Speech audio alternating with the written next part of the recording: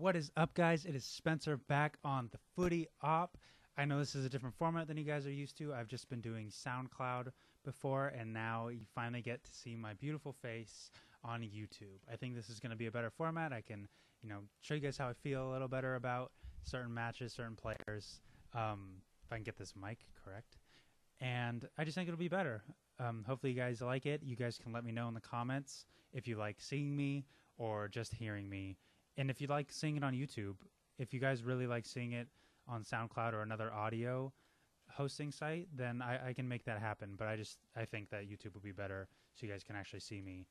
But anyway, let's get started. Today's show will be focused on the Barclays Premier League and, most importantly, Manchester United's very first win of the season under Louis van Gaal against QPR.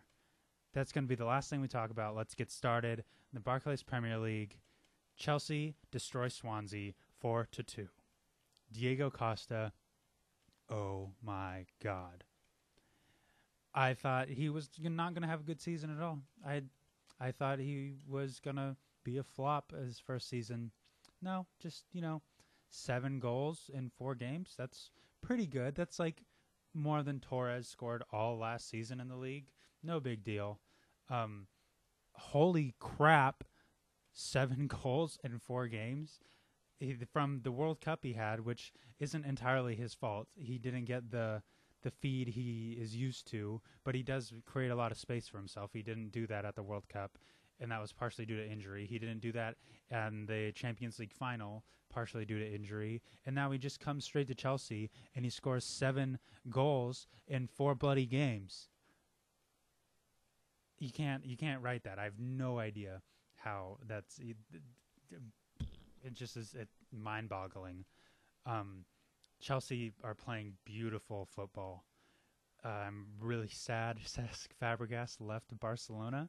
He's one of my favorite players, and I think he's shown his potential pretty well at Chelsea. He's made some amazing plays. I think he scored his first goal in the Champions League this week.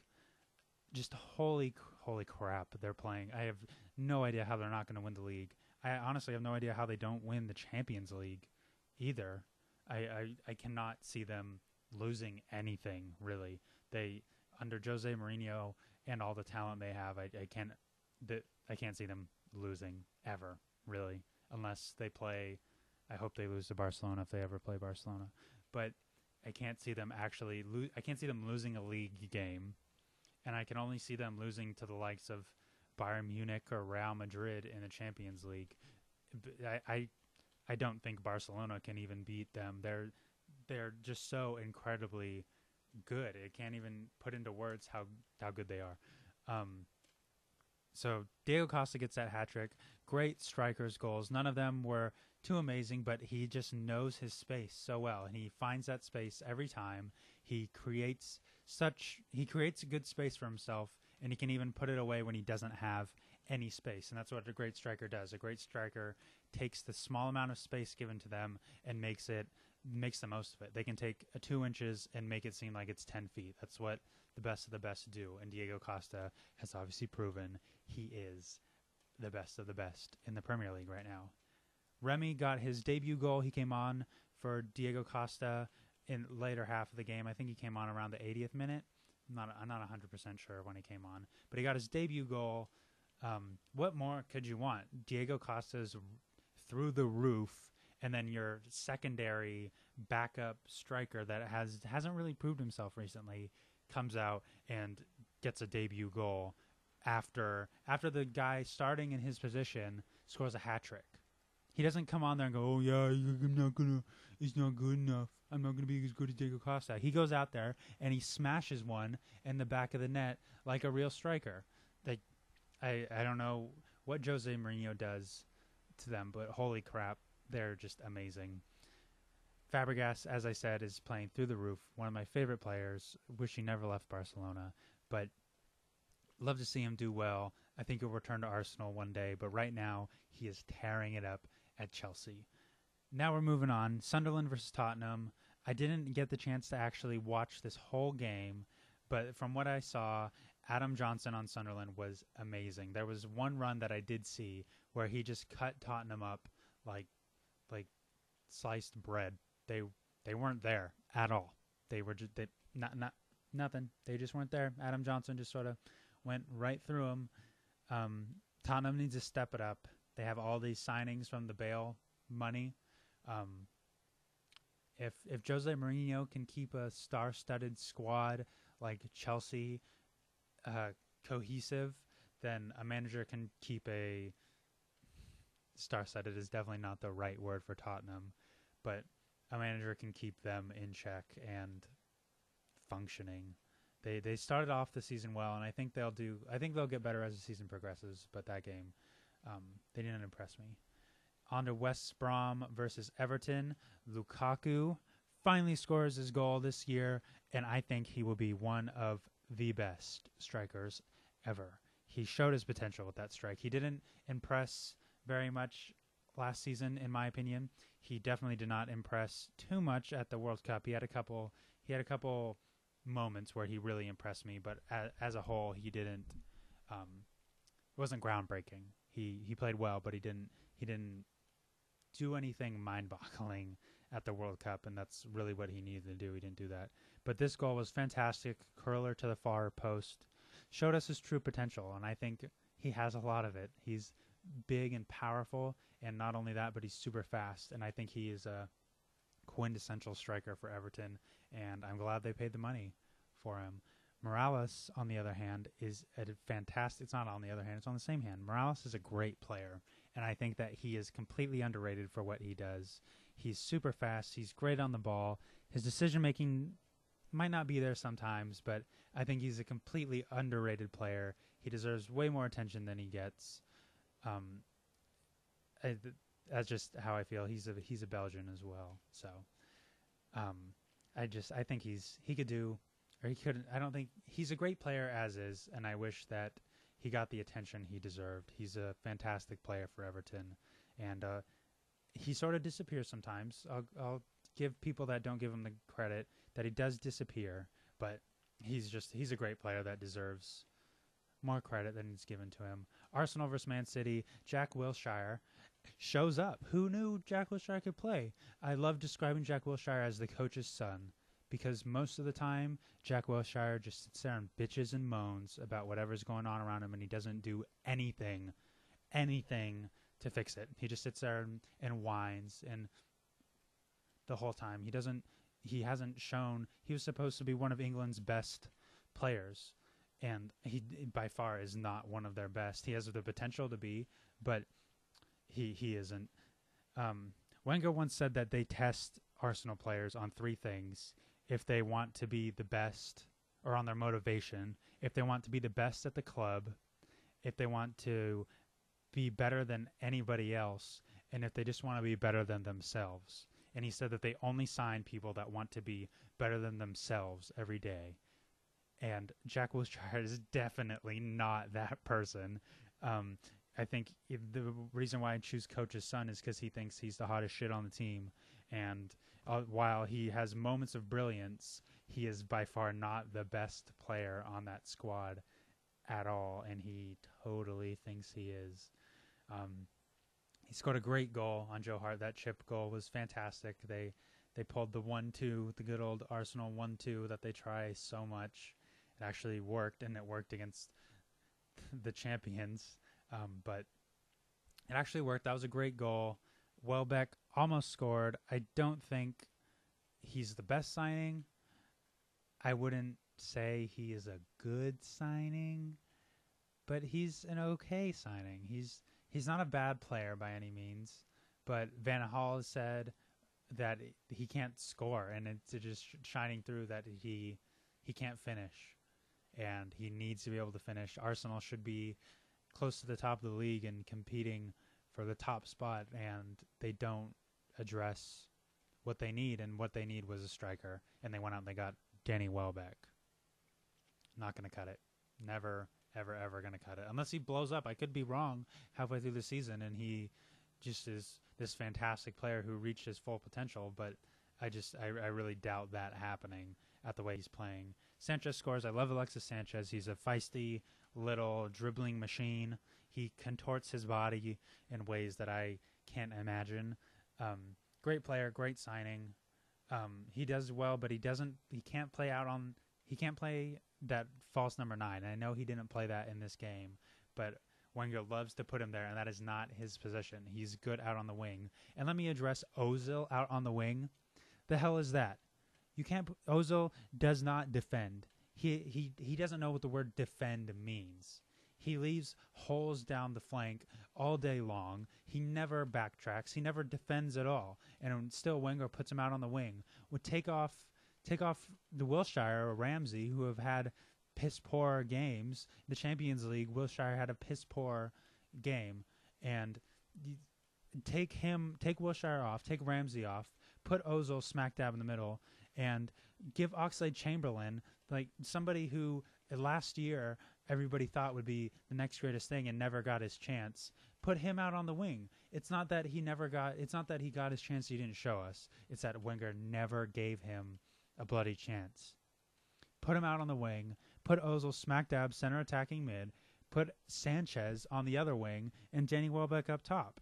Ozil has proved himself in that position. When he first came to Arsenal, he had an amazing couple of games in that position, and then Wenger just moves him. If you're winning the Champions League year after year, do you sell your best player because you think you can win it without him? No, you keep the player and you keep winning the Champions League. If he's playing well at center attacking mid, that kind of role, keep him in that same bloody role. I don't understand. He has plenty of wingers at his disposal to throw out on that flank, and then you play Arteta in the middle, Flamini in the middle. Would just take Wilshere and put him in the back with Ramsey or Arteta or Flamini, and then have Ozil up at the center of the triangle. It's not that hard, and it doesn't make any sense to keep doing that. Ozil hasn't proved himself on the wing. He was terrible on the wing for Germany. Terrible is bad. He didn't defend at all for Germany out on the wing, and he wasn't that good the entire World Cup. And he isn't very good out on the wing for Arsenal. Why keep him there if he doesn't do well? Why do you keep him in that same position? It doesn't make any sense. Moving on, Liverpool versus Aston Villa. Balotelli was super uninspiring. There was a couple chances where I think if he would have got the ball, he could have pulled a Balotelli and put it away. There was one where Coutinho was in the box and Balotelli was, at the top of the box asking for the ball. And I don't know why Coutinho didn't play him this ball. Oh my God. But, he didn't get that feed that he needs. He's not a player that really, he can pull things out of the hat, but he doesn't create things in the hat and then pull them. Somebody has to put the item there for him to pull it out. And he didn't have that. He doesn't have that at Liverpool so far, and that's what he needs to thrive. I think he'll get better as the season goes on, but if he doesn't get the feed that he deserves or that he needs, I won't say that he deserves it. If he doesn't get that feed that he needs, then he's not gonna be the replacement for Suarez that everybody thinks he is. However, he needs to learn to create for himself a little bit. He's this big name superstar striker, and I feel personally as if he can't create a bit of space for himself to tuck one away, and that's what a great striker does. That's what Diego Costa does. If there's anything Liverpool needs, it's a Diego Costa. They have Sturridge who can create. They need somebody like Costa who can just make space that isn't there to put balls away. That's just what they need. The Liverpool versus Aston Villa game was just a disappointing game. Wasn't entertaining. I kicked it off around the 65th minute to watch the Madrid derby, which was a way better game. Liverpool and Aston Villa put me to sleep. That was not a fun game to watch. Last but not least, we have Manchester United versus QPR. And I hope that my friend Tommy is watching, because you beat QPR. Great job. You beat a side that hasn't impressed anybody, really. Fantastic. And you only beat QPR after you spend upwards of $150 million on a new squad. This is what I don't get, that everybody is blaming Van Gaal and Moyes for these terrible squads that can't win anything, and they're giving them excuses that, oh, the squad's so terrible. Oh, the squad, blah blah blah. You know, it's old, blah blah blah. Then you look at the lineups from when Sir Alex Ferguson won matches, and it's the same bloody lineup. It's no different. Maybe one player or two, and granted they were younger, but it's the same lineup. And these players aren't playing as if they're. It's not obvious that they're slower or they're worse. It's just it's the same lineup. It's not their fault. And somehow Van Gaal is this savior for spending $150 million to buy, granted, world-class talent, but that's not him. If you take MK Dons and you give them Aguero and Messi, they're gonna win a couple games and they're gonna do a lot better than they were before. That's not me. If I'm managing them and I can muster up the money to buy Messi and you throw him out on the pitch, he's going to do well. He's bloody Messi. It's Van Gaal is I guess he's managing them well. It was a great game. They played well, but it's not him. It's the players. It's he can't be, if you're a great manager, you can do well with the side that you have, and you can address the issues that you do have in the transfer market. And they did need, they didn't need Falcao by any means. I didn't think Di Maria would fit, but he obviously slid in there pretty well. They didn't need him. You can do well with the squad you have, and you can address your issues in the transfer market. But you do well with the squad you have before you buy one or two players in the transfer market. And Van Gaal obviously didn't do that. His first two games were complete crap. And then they go out and they spend all this money on Di Maria and Falcao, two of the best players in the world.